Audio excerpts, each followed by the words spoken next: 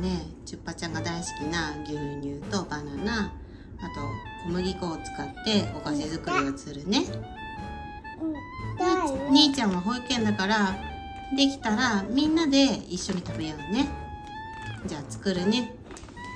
あ、持てるね、すごいね。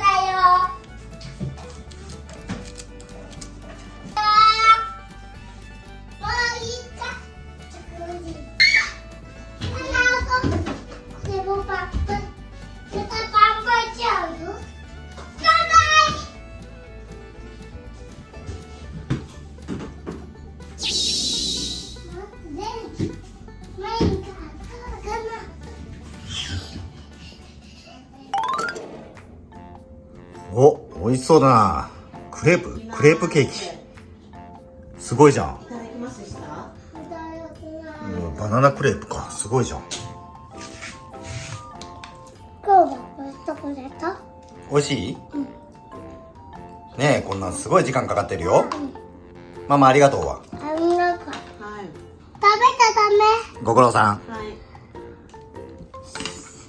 はい、ごちそうさまでした。ごちそうさまでした。一瞬で終わりました。美味しすぎて一瞬で終わったね。